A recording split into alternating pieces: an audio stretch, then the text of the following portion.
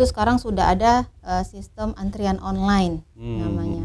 Nah, antrian online yang sudah bisa diakses melalui mobil CKN. Jadi peserta tidak perlu lagi mengantri terlalu lama di rumah sakit hanya untuk jumpa dengan dokter. Kalau memang 5 hari butuh dirawat, 7 hari atau bahkan sebulan, ya memang selama itulah memang dia harus dirawat karena memang sesuai dengan kondisi penyakitnya. Jadi bukan penetapan bukan karena BPJS ya? Iya, 3 hari terus itu tidak ada. Salah satu hak peserta juga adalah memilih FKTP yang diminatinya. Dengan mendownload mobil CKN Dia bisa pilih ya? kita bisa pilih mau di mana. Bagaimana kalau biaya rumah sakitnya lebih dari 20 juta? Nah, kalau lebih dari 20 juta, 20 jutanya akan di-cover oleh Jasara Harja, kelebihannya akan di-cover oleh BPJS Kesehatan sebagai penjamin kedua.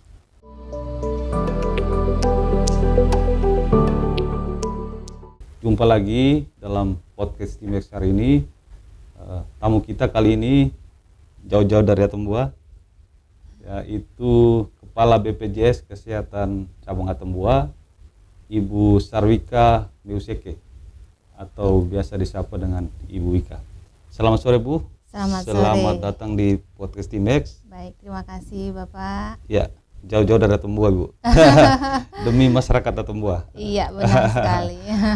Ya, tentu diskusi kita ini mengenai layanan JKN KIS yang kita tahu bersama pemerintahan saat ini sangat memperhatikan, memberi apresiasi, memberi perhatian khusus terhadap jaminan kesehatan nasional melalui Kartu Indonesia Sehatnya. Ya Bu ya. Betul. Ya, tapi diskusi kita ini mungkin sedikit-sedikit kita informasi nasional, tetapi lebih khusus kita membahas soal BPJS Kesehatan Atambua. Baik. Ya. Kita baru tahu Ibu Wika baru bertugas di Atambua Bu ya. Betul. Baru Februari kemarin. Terbang dari Medan langsung ke Atambua. Jauh ya. Jauh sekali Bu ya. Tapi tentu ada hikmah di balik itu Bu. Baik. Ingin melayani masyarakat dari perbatasan. Betul. Iya Bu ya. Sampai ke ujung negeri ya. Sampai ke ujung negeri. Jadi Ibu Wika mungkin di sesi awal ini Ibu menjelaskan bagaimana transformasi mutu layanan kesehatan BPJS sekarang. Oke. Silakan. Baik. Ya. Terima kasih Pak Kris ya Siap. sebutannya ya. Kris ya. Oke. Ya. Jadi tahun 2023 itu memang tahunnya BPJS Kesehatan mencanangkan yang namanya transformasi mutu layanan. Jadi beberapa kali pertemuan kita sosialisasi ke eksternal, baik itu ke Paskes, baik itu ke stakeholders lainnya termasuk ke para media dan juga ke Pemda terkait dengan transformasi mutu layanan. Jadi sebenarnya namanya transformasi kan berarti ada perubahan ya. Kita tentunya maunya perubahan menjadi lebih baik. Ya salah satunya adalah memperbaiki citra ya, citra program JKN ya, dalam hal ini juga sekaligus memperbaiki citranya BPJS Kesehatan ya, yang mana mungkin selama ini pelayanan masih masih terimage itu adalah pelayanan BPJS itu ribet misalnya ya, bertele-tele atau ada perbedaan antara peserta yang umum, diskriminasi gitu ya. Padahal kan itu sebenarnya mungkin oknum-oknum yang tidak seharusnya melakukan hal-hal yang demikian dari pihak Paskes maupun lainnya. Jadi memang hal itu yang akan kita upayakan untuk memperbaiki citra. Bagaimana caranya? Ya tentunya yang pertama kita akan kolaborasi dan koordinasi dengan Paskes. Bahwasanya saat ini kan sudah eranya digital ya. Betul. Jadi kalau yang namanya antrian di rumah sakit ataupun antrian di FKTP itu sekarang sudah ada sistem antrian online namanya. Nah, antrian online yang sudah bisa diakses melalui mobil CKN. Jadi peserta tidak perlu lagi mengantri terlalu lama di rumah sakit hanya untuk jumpa dengan dokter spesialis misalnya. Jadi bisa mendaftar terlebih dahulu dengan gadgetnya melalui Jadi, mobil antrinya di gadget JKN, nanti ya? benar. Tinggal klik-klik saja Klik-klik sudah dapat saja. nomor antrian, dan di situ sudah ada arahannya di jam berapa Di jam harus berapa, betul. datang ke Sangat memudahkan ya. rumah sakit gitu. Terutama untuk pekerja ya, Iya betul, menyesuaikan waktu. menyesuaikan waktu sehingga dia bisa kapan dia akan izin, Iya. dan bisa diperkirakan jam berapa dia selesai. Iya. Gitu. Ya Ibu Wika ya, saya garis bawahi soal citra ya. Betul. Soal citra lalu melakukan transformasi. Berarti BPJS secara nasional Bu ya, Baik, betul-betul memperhatikan kualitas pelayanan. betul. Kenapa harus mengambil kata citra? Berarti kita mau merubah image masyarakat dari citra yang kurang baik ya, menjadi lebih bagus, dan tentunya dengan melakukan transformasi. Sudah disebutkan tadi antara lain mungkin salah satu ya, Iya, melakukan pendekatan digital ya. digital. Contohnya antrian melalui digital. Betul. Bagaimana dengan di Atambua? Walaupun baru 2, 3, 4, 5 per 3 bulan ya, kurang lebih 4 bulan. 4 iya. bulan ya, menjabat sebagai Ketua BPJS Kesehatan Atambua. Tentu dengan semangat transformasi tadi, Ibu tentu sudah melakukan perubahan-perubahan. Seperti apa dilakukan di Atambua saat ini? Baik. Jadi dalam hal memperbaiki citra kan BPJS nggak bisa bergerak sendiri. Siap. Ya. Karena ini programnya pemerintah milik kita bersama. Iya. Ya, jadi memang harus melibatkan pihak-pihak terkait termasuk Pemda, termasuk rumah sakit, termasuk FKTP juga. Nah, di rumah sakit kita sudah sampaikan ke rumah sakit untuk menyediakan ada pojok mobile JKN ya. Pojok mobile JKN, di situ nanti tempatnya teman-teman petugas kami, petugas pemberi layanan informasi dan penanganan pengaduan untuk bisa mengedukasi peserta tentunya yang punya gadget ya, betul. supaya paling tidak separuh dari antrian peserta yang punya gadget Betul. itu Bisa teratasi untuk betul. minggu depannya dia kalau kontrol ulang jumpa sama dokter, dia tidak perlu ngantri lagi. Betul. Jadi sudah by system nanti datang di jam berapa. Artinya tinggal tersisalah peserta yang memang tidak memiliki gadget. Namanya kita di daerah akan berbeda kondisi masyarakatnya dengan yang ada di kota besar ya, seperti di Medan ataupun di Jakarta misalnya, ataupun di Kupang. Itu masih ada masyarakat yang memang sama sekali tidak punya gadget, itu ada, itu tidak kita pungkiri. Ya tentunya kalau yang demikian kita nggak bisa paksakan untuk bisa digitalisasi. Paling tidak dari sekian banyak peserta yang datang di rumah sakit itu kan ada dong yang sudah punya smartphone ya, generasi milenial ada dong. Iya, pastinya ada. Ya jadi itu yang kita akan ajak untuk bisa menggunakan fasilitas yang memang sudah ada. Jadi nanti peserta itu potong kompas dari yang harusnya dia ngantri di tempat pendaftaran ya. Jadi dia bisa langsung datang ketemu dokter spesialis, setelah itu ambil obat dan pulang. Nah, itu salah satunya. Kemudian yang kedua, kami juga sampaikan bahwasanya kita punya kanal-kanal pengaduan. Ya, kanal-kanal pengaduan, karena bagaimana kita mau memperbaiki citra kalau pengaduan informasi yang salah itu tidak sampai. Ya, karena kan dibuka seluas-luasnya. Betul. Artinya kita ada kanal pengaduan bisa melalui WhatsApp, ya, ada nomor Pandawa kita, kemudian ada bisa call ke 165, bisa juga melalui mobil JKN ya. Di mobil JKN itu ada fitur untuk pengaduan.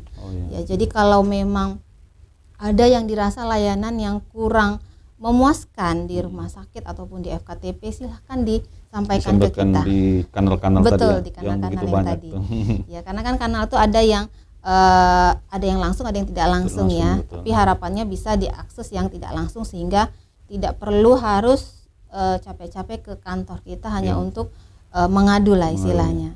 Kemudian juga di rumah sakit ataupun di FKTP itu kita sudah pasang yang namanya janji layanan. Janji layanan oleh siapa? Oleh pimpinan Paskes. Ya, jadi kalau FKTP itu pimpinan FKTP, kalau rumah sakit oleh direkturnya rumah sakit ya. Itu sudah dipajang dalam bentuk seperti poster ya. Boleh nanti dicek di seluruh rumah sakit di seluruh Indonesia dan FKTP itu ada 7 janji layanan dan rumah sakit ada 6 janji Konkretnya layanan. bagaimana sih janji layanan? Nah, isinya itu yang pertama bisa mengakses layanan hanya dengan menggunakan NIK. Oh ya, Nah, NIK, itu salah satunya yang transformasi mutu layanan untuk mempermudah akses. Ya, sehingga namanya NIK seluruh penduduk Indonesia punya NIK toh ya. Sudah terintegrasi ke NIK semua. Betul, sudah terintegrasi. Selama memang peserta itu sudah terdaftar. Sudah terdaftar ya. Ya, sudah terdaftar dari berbagai segmen. Karena segmen kepesertaan itu kan ada yang PBI, penerima bantuan iuran yang dari APBN pusat, ada yang dari APBD, ada yang dari pekerja penerima upah, kemudian ada yang peserta mandiri. Ya, jadi banyak segmen. Yang penting dia sudah terdaftar, dia hanya cukup membawa KTP saja. Tapi harus aktif dong. Aktif. Status anggotanya. aktif. Kalau yang mandiri dan tidak membayar iuran tentu tidak aktif. Tidak kan? aktif. Iya. Caranya tinggal dibayar iurannya hari itu juga langsung aktif. Hari itu juga langsung aktif. Langsung aktif. Oh, ya. Hari itu juga langsung aktif dan langsung bisa digunakan. Gitu. Dibanding sebelumnya kan butuh waktu kan? Ya, sebelum transformasi ini. Mungkin begitu ya? Oh tidak. Tidak juga. Sebelumnya juga memang langsung aktif ya, Oh. langsung aktif. Kalau yang butuh waktu 14 hari itu kalau pendaftaran pertama sekali. Oh begitu. Sebagai peserta JKN itu butuh waktu agar kartunya aktif adalah 14 hari. Oh, gitu. Ya, 14 hari baru dia bisa bayar iuran dan langsung aktif. Dalam hal yang menunggak, saat itu juga diselesaikan tunggakannya. Iya. Saat itu juga Langsung aktif. Cuman kalau untuk akses layanan rawat jalan tidak ada pengenaan denda layanan, tapi kalau akibat tunggakan kemudian dia ada akses layanan rawat inap di rumah sakit, itu memang sesuai dengan ketentuan regulasi, itu ada pengenaan denda pelayanan sebesar 5% dari jumlah paket inasi bijis namanya itu, jumlah biaya yang dibayarkan oleh BPJS Kesehatan ke rumah sakit. Nah, itu salah satu janji layanannya. Ya. Kemudian yang kedua, tidak ada lagi cerita fotokopi. Jadi kalau zaman dulu tuh masih disampaikan oleh Vaskes, jangan lupa harus bawa fotokopi KTP lah, fotokopi KK. Jadi kan ribet tuh. Iya, betul. Mau datang harus cari KK dulu, fotokopi dulu gitu. Betul. Sekarang tuh tidak. Ya, bahkan kalau KTP pun tertinggal, biasanya orang kalau semua tertinggal, HP nggak tertinggal gitu ya. Iya. Sekarang yang lebih penting HP. HP ya. Tidur bawa HP. Dompet boleh tinggal. Betul. HP jangan. Bahkan ke kamar mandi juga bawa HP Iya. ya. Kalau lagi darurat. Iya, betul. Jadi di HP itu kan setelah download mobil JKN, di situ ada kartu kita. Oh iya. Jadi kalau semua tertinggal, tinggal dari HP saja. Makanya download dulu mobil JKN. Ya, harus ada dulu. Benar. Di HP dulu. Dari situ kartu kita dan seluruh keluarga kita dalam satu KK. Iya. Jadi langsung bisa akses layanan lah gitu. Kemudian yang selanjutnya juga janji layanan bahwasanya tidak ada menagihkan iur biaya kepada peserta. Ya, artinya selama itu sesuai dengan indikasi medis, tidak ada pembiayaan lain. Ya, kecuali peserta memang menginginkan naik kelas ya. Kelas 3 tidak diperkenankan naik kelas lagi sekarang ini. Oh ya? Iya. Karena kelas 3 itu dari iurannya sendiri itu sudah ada subsidi dari pemerintah. Ya, jadi kalau kelas 3 mandiri kan bayarnya 35.000 toh. Sebenarnya iuran kelas 3 itu adalah 42.000. 7.000-nya disubsidi oleh pemerintah pusat maupun pemerintah daerah. Gitu.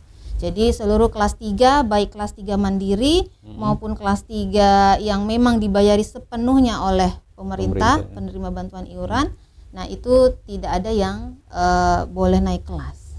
Kenapa tidak boleh naik kelas, Bu? Karena disubsidi oleh pemerintah, artinya itu adalah masyarakat yang memang butuh bantuan gitu. Kalau pasiennya mampu, dia mau pindah kelas ke kelas 2? Nah, tidak logikanya boleh. Kan kalau mampu ya kenapa di ekonomi di kelas 3? Betul, kalau mampu harusnya dia bisa pilih kelas 2 atau kelas 1. Berarti saat dia minta naik kelas, saat itu juga harus dinaikkan ke kelas 2. Harus mandiri dia.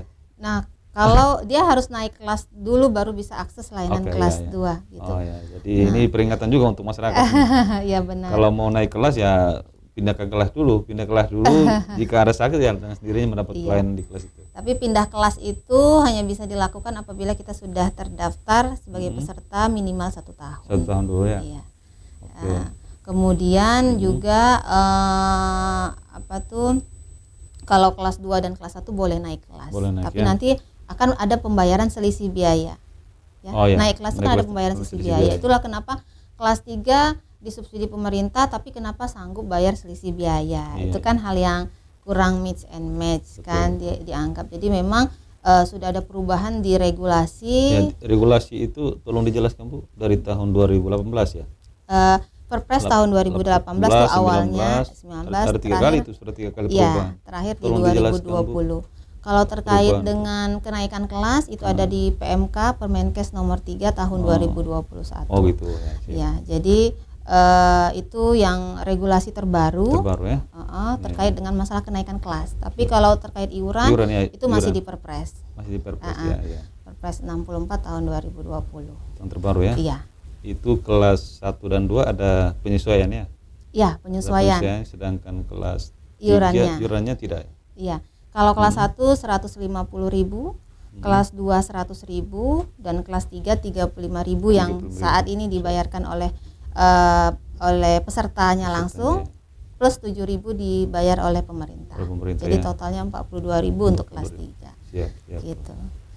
Nah, itulah bagian-bagian dari janji layanan tadi, ya. Termasuk juga selanjutnya adalah janji layanan untuk menyediakan obat. Nah, ini kadang-kadang kendala kita di daerah ya, masih ada isu obat kosong ya, ada isu obat kosong.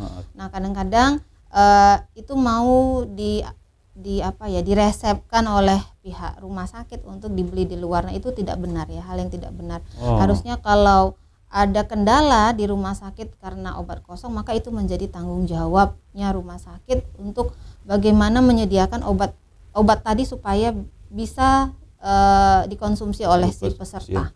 Bukan dikembalikan ke pasien kan? Betul. Selama ini yang terjadi seperti itu. Jadi kami juga mohon bantuan juga dari masyarakat ataupun dari yang langsung mengalami kejadian-kejadian yang tidak mengenakan demikian, mohon dilaporkan ke kami. Ya, dengan berbagai macam kanal tadi ya, sudah mudah sekali kan aksesnya. Tidak harus jauh-jauh ke kantor BPJS lagi. Artinya supaya kami bisa juga langsung evaluasi. Walaupun memang petugas kami ada yang memang bertugas untuk melakukan survei di lapangan ya, yang melakukan sampling kepada peserta untuk melihat kepuasan peserta, kemudian bentuk-bentuk keluhan-keluhan dan pengaduan gitu ya. Tapi kan tidak semua peserta akan terlihat gitu. Betul. Istilahnya ya.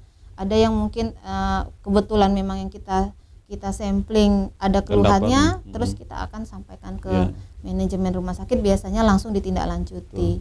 Namun kan artinya kan kita juga nggak mau kucing-kucingan ya, istilahnya ya.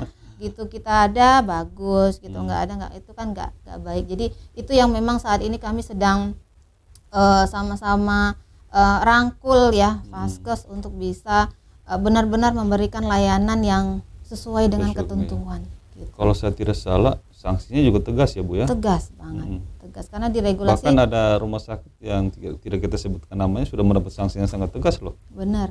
Betul. Mungkin sebelum kedatangan Ibu di NTT di Kota Kupang. Oh iya. Seperti itu ada rumah sakit yang mendapat sanksi yang tegas sekali. Betul. Ya itulah arti karena regulasinya jelas, tidak boleh ada iur biaya dan obat kosong itu menjadi tanggung jawab Vaskes dan juga Pemda dalam hal ini kalau memang itu milik pemerintah.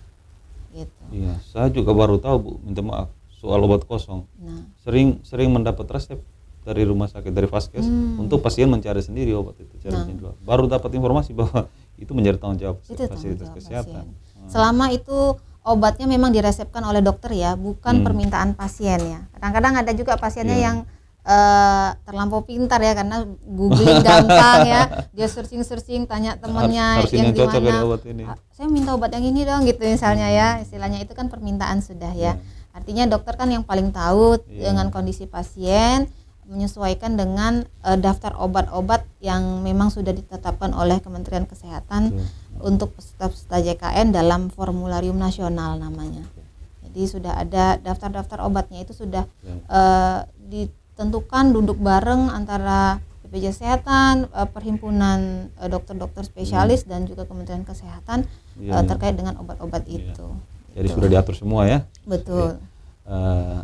Ibu Kepala, ini terkait dengan pelayanan. Kita baru saja 1-2 bulan belakangan di kalangan media juga heboh terdengar bahwa pelayanan di rumah sakit yang menggunakan fasilitas BPJS itu ada batas waktunya. Betul tidak nih, Bu? Kalau katanya isunya 3 hari harus keluar, keluar baru masuk kembali. Jatahnya cuma 3 hari gitu ya. Itu hal hoax ya. Hoax ya. Jadi ketentuan berapa lama rawat inap pasien di rumah sakit itu sesuai dengan anjuran dari dokter. Ya, kan semua. Setiap pasien ada dokter yang merawatnya. Ya, ada dokter penanggung jawab namanya. Jadi kapan pasien pulang dikembalikan ke dokter yang memeriksa. Ya, jadi kalau menurut dokter hari ini bisa pulang, ya pulang. Tapi kalau belum, ya berarti belum gitu. Kalau memang 5 hari butuh dirawat, 7 hari atau bahkan sebulan, ya memang selama itulah memang dia harus dirawat karena memang sesuai dengan kondisi penyakitnya. Tindakan medisnya harus selama itu. Betul. Jadi bukan penetapan bukan karena BPJS ya. Iya, 3 hari terus itu tidak ada. Itu tidak benar. Nah, itu kadang-kadang itu juga yang kami selalu evaluasi ke rumah sakit. Nah, dari mana informasi itu muncul? Ya kemungkinan besar ya dari pihak Vaskes juga ya. Dari pihak Vaskes juga karena ada kendali mutu, kendali biaya yang diterapkan di rumah sakit, namun tidak dengan demikian harusnya. Ya. Di Atambua Ibu juga mendengar informasi itu? Saya dengar untuk Selindo itu. Itu seperti udah terdengar umum ya, cuman kita harus dari mana ini kita harus memulai supaya ini tidak yang sudah jadi viral ini supaya jadi baik lagi ya. Artinya kita harus informasikan ini ke seluruh masyarakat bahwasanya tidak benar demikian gitu ya. Dan tentunya pihak manajemen Vaskes juga akan secara rutin kami evaluasi. Mungkin evaluasi pada saat keluhan itu datang, kita langsung evaluasi. Evaluasi rutin setiap bulan ada, setiap 3 bulan pun ada, per semester juga ada. Jadi kalau yang per triwulan dan semester itu biasanya kita langsung koordinasi dengan Dinkes ataupun diomongkan di dalam forum-forum dengan Pemda. Seperti itu. Kalau pesertanya menjadi tanggung jawab siapa, Bu? Memberikan edukasi, memberikan sosialisasi kepada peserta, apakah itu masih BPJS ataukah itu kewenangan Pemda, tanggung jawab Pemda atau seperti apa? Karena peserta masyarakat umum juga harus tahu informasi terbaru, terutama yang PBI itu, Bu. Yang maaf yang kurang mampu, itu kan perlu tahu banyak soal itu, lain-lain seperti itu. Itu tanggung jawab siapa, Bu? Edukasi sebenarnya ini tanggung jawab kita bersama ya, istilahnya ya. Jadi artinya kami juga butuh media untuk bisa bantu sekaligus mengedukasi masyarakat lah ya dengan berita-berita yang ada. Nah, kemudian juga yang pasti itu akan menjadi tanggung jawab kami ya selaku penyelenggara badan penyelenggara ya jaminan jaminan sosial. Nah, kami biasanya lakukan dengan ada yang namanya MCS, Mobile Customer Service. Jadi itu ada mobilnya BPJS yang warna putih tuh biasanya itu yang selalu berkunjung ke desa-desa, berkunjung ke tempat pelayanan publik atau ke tempat keramaian yang sudah ada jadwalnya ya, sudah ada jadwalnya. Kemudian juga ada namanya PIL, pemberian informasi langsung. Nah, itu juga kita mengumpulkan masyarakat ataupun suatu kelompok ya, apakah itu di tempat suatu perusahaan misalnya. Terus kita lakukan sosialisasi. Nah, itu menjadi program rutin kita ya untuk mengedukasi, termasuk juga untuk peserta-peserta yang ada di rumah sakit. Nah, itu kita gencar untuk melakukan sosialisasi. Komunitas-komunitas juga kita kadang datangi ya untuk bisa sosialisasi. Misalnya kayak komunitas pasien-pasien cuci darah ya. pasien-pasien cancer. Betul. Nah, itu juga mereka harus tahu. Komunitas. Iya, ada komunitas lain juga ya, komunitas kampus yang ada di kampus juga ada, komunitas banyak ya komunitas kita. Jadi itu satu persatu kita kunjungi untuk bisa kita lakukan sosialisasi. Ibu, kalau menyangkut peserta tentu secara nasional terbanyak adalah PBI. Betul. PBI APBN, PBI APBD di kabupaten dan provinsi.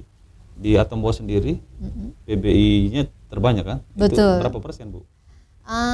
Dibanding PPPU?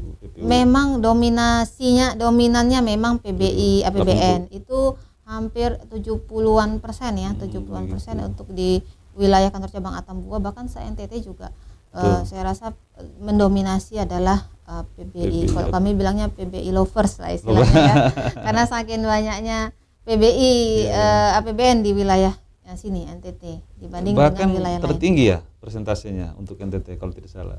Iya, sepertinya sih begitu. Iya, gitu ya. Tapi yang pasti kita termasuk yang PBI lovers lah istilahnya, baru nanti mengikuti PPU dan yang lainnya. Berapa persen sih di Atambua, di kantor cabang pelayanan Atambua? Cakupan pesertanya dibanding masyarakat. Kalau cakupan kepesertaan secara keseluruhan di kantor cabang Atambua itu kan ada 4 kabupaten ya. Betul. Ada Malaka, Belu, Timur Tengah Utara dan Timur Tengah Selatan. Kalau secara keseluruhan kita sudah di angka memang 98,2% ya.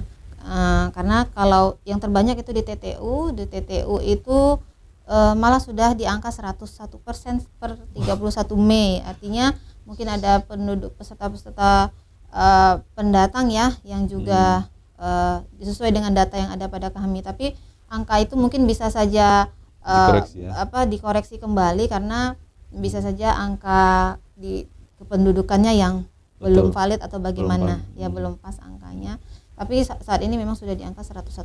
Nah, kemudian yang kedua itu Malaka sudah di angka 99%. Di 31 Mei itu di Januari bahkan belum lagi 95%, tapi karena ada penambahan kuota PBI APBN sehingga ini cukup drastis ya peningkatannya bahkan jadi 99% saat ini. Kemudian yang ketiga Belu, Kabupaten Belu sekarang posisi sudah di 98, sekian persen ya, hampir 99. Kalau Belu sendiri itu memang sudah lama UHC, yang duluan UHC itu Universal Health Coverage itu Kabupaten Belu sejak 2021, yaitu duluan Kabupaten Belu. Nah, lalu terakhir TTS. Baru TTS. TTS masih di angka 95%. 95%. Memang luas wilayahnya, Bu. Luas, ya. Luas, penduduknya juga paling banyak. Paling banyak ya. Iya, jadi paling banyak. Tantangannya juga lebih besar, Bu. Iya.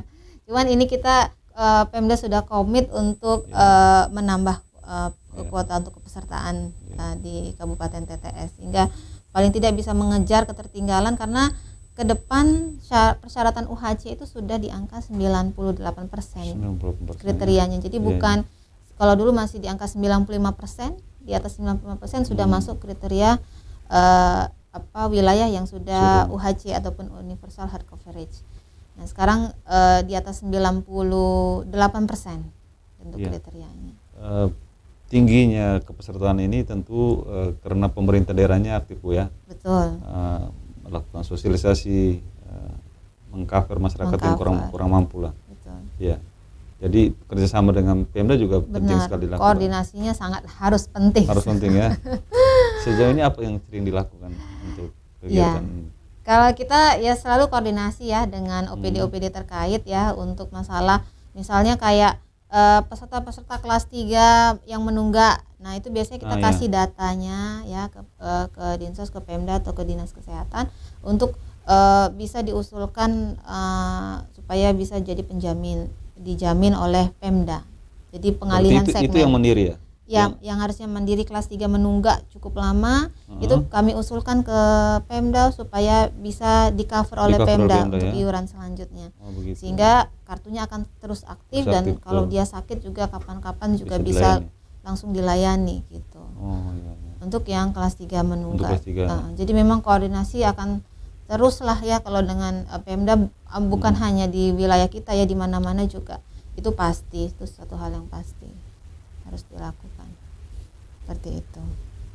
Tadi saya mendengar Pandawa, Bu. Iya. Apa itu Pandawa? Saya sendiri masih sangat awam, Bu. Iya. Jadi Pandawa itu pelayanan administrasi melalui WhatsApp ya. Melalui Pelayanan WhatsApp. administrasi melalui WhatsApp. Melalui Ya. WhatsApp. Jadi ada nomor WhatsApp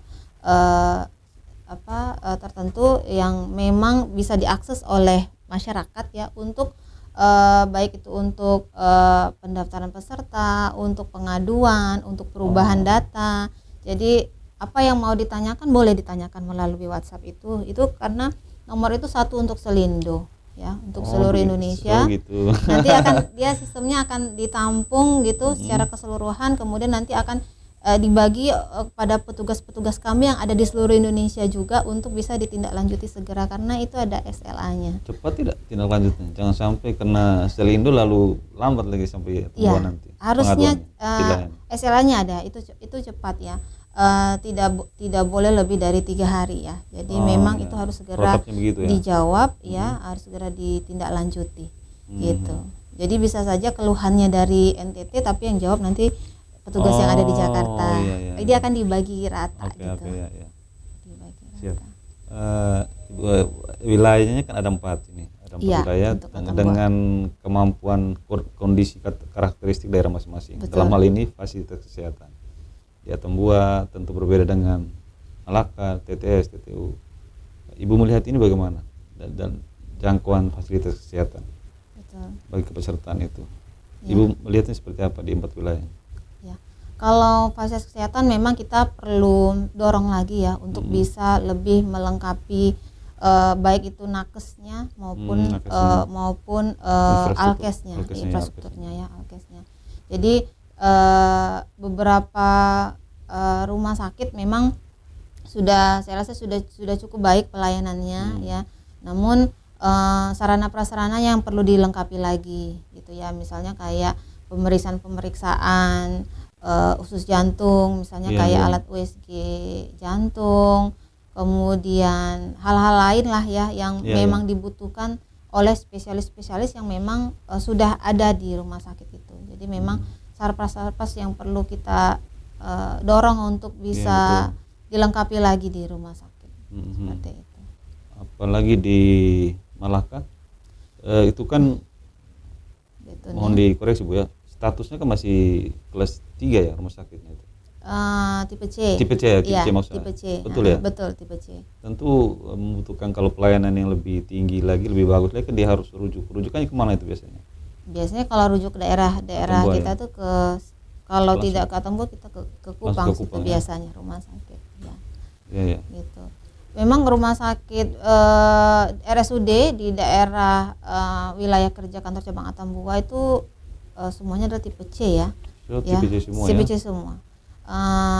Ya ada plus minusnya lah ya. Ada yang dokter misalnya kayak di rumah sakit Atambua sudah ada dokter saraf, sudah ada dokter jantung gitu.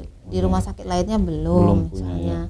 Nah itu ya perlu ada penambahan lah supaya bisa lebih bagus lagi untuk melayani masyarakat gitu. Ya.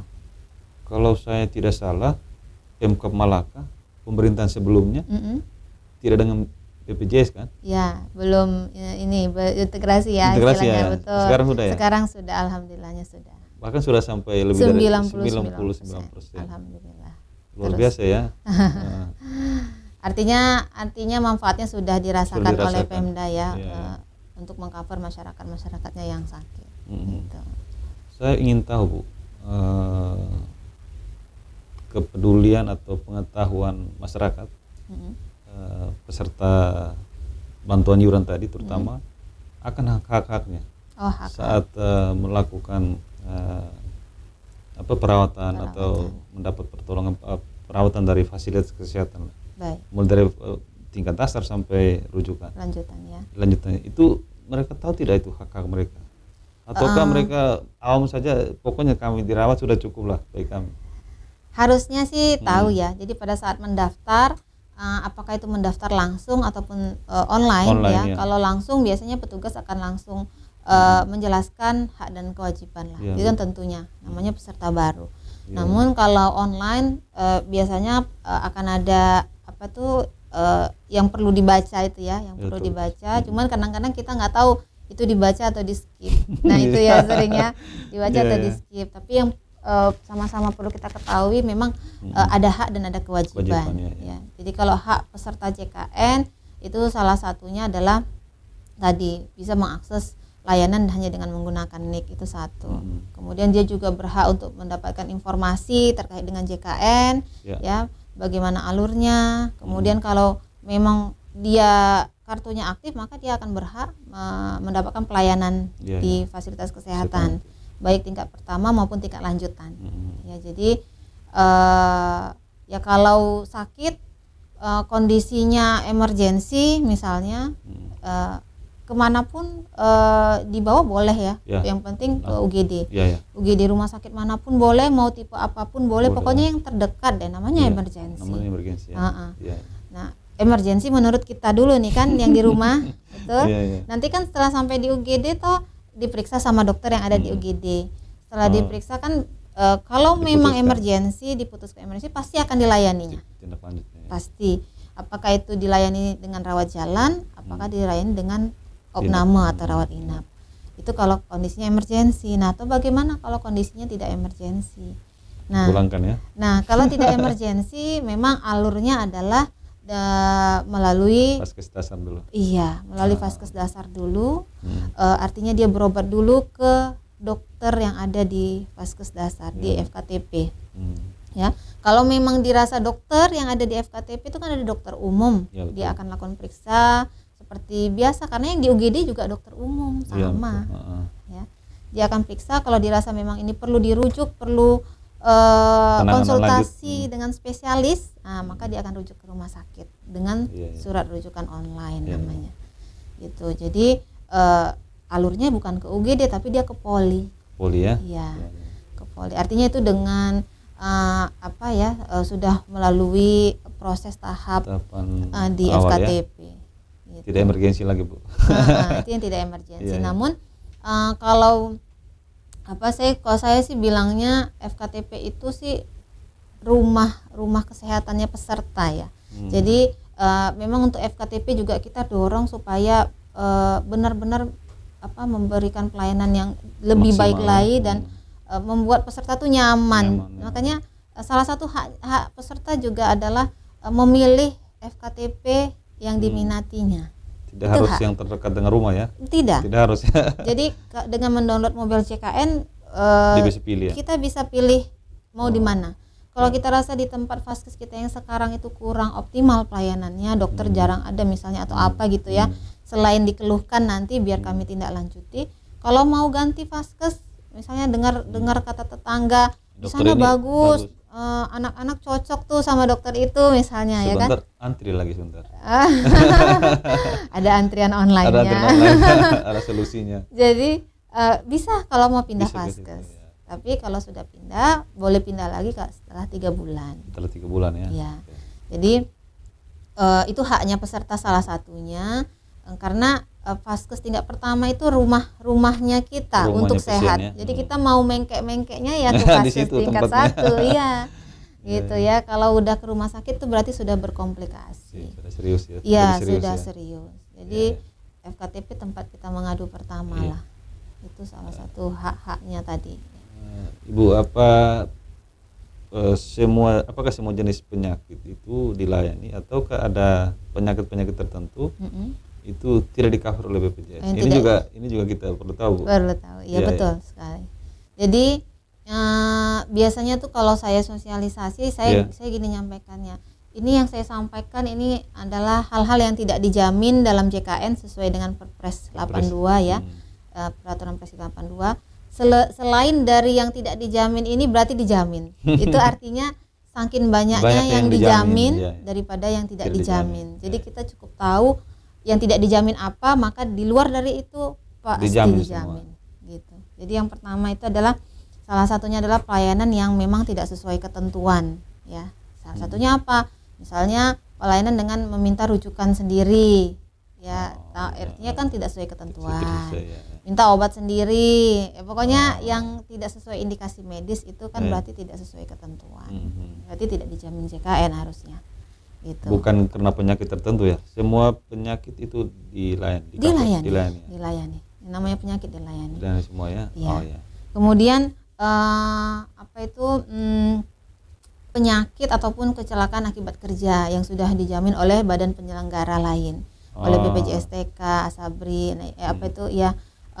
Asabri, sehingga itu tidak menjadi coveran dari BPJS Kesehatan. Begitu juga dengan kecelakaan lalu lintas.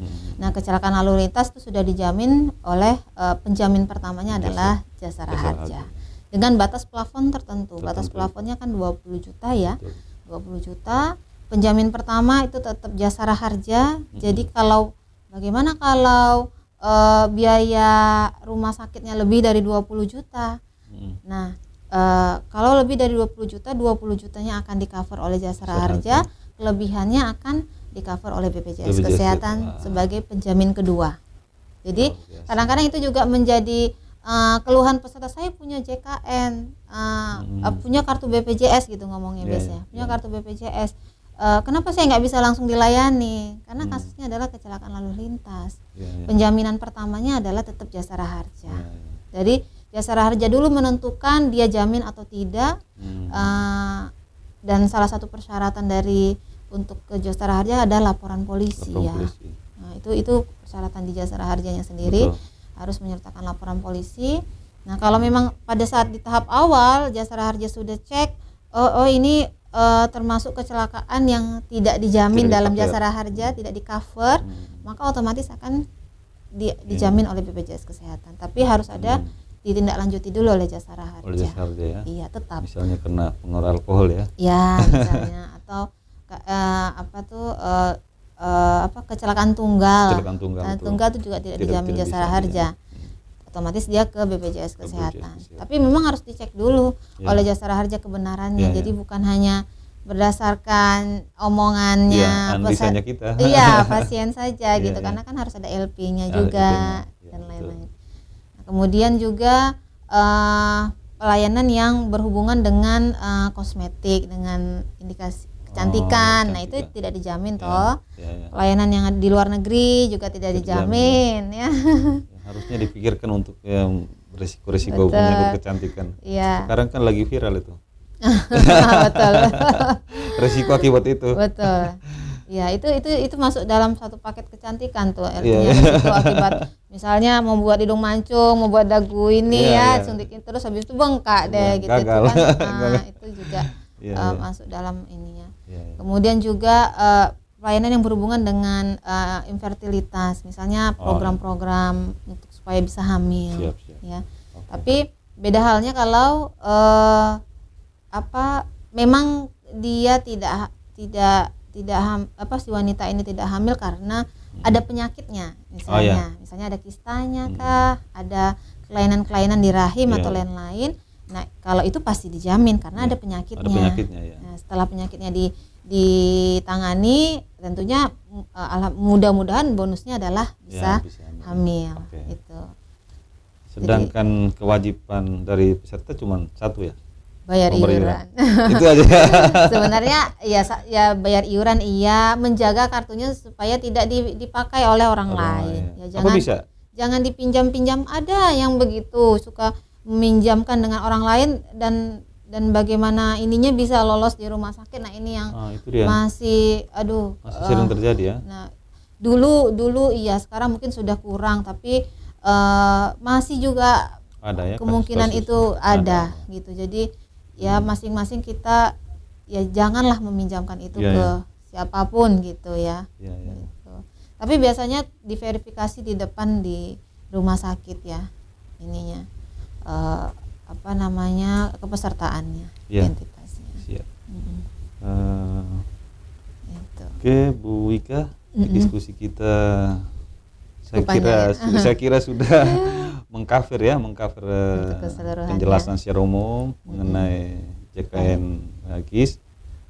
Saya harap pemirsa yang mendengar mengikuti diskusi ini terutama warga BPJS Kesehatan Wilayah Tambua, PTS, TTU, Malaka dan Belu bisa menyimak, bisa memahami, lalu bisa menggunakan hak-haknya ini dengan baik dan benar. Jika ada persoalan, ada kendala-kendala, bisa melalui beberapa kanal tadi yang disampaikan Ibu Wika tadi. Bisa juga langsung ke kantor, Bu, ya? Bisa. Bisa sekali. Sangat diterima bisa. dengan baik. Sekarang kesehatan ini sudah betul-betul dijamin oleh pemerintah. Mari kita menggunakan itu dengan penuh tanggung jawab sehingga program dari pemerintah untuk kesehatan di bidang kesehatan ini benar-benar dicapai dengan optimal. Terima kasih Bu Wika diskusi kita hari ini. Terima kasih. Saya beri kesempatan terakhir Bu Wika untuk menyampaikan closing statement. Baik. Menyangkut pelayanan kesehatan BPJS Kesehatan Tambua. Iya.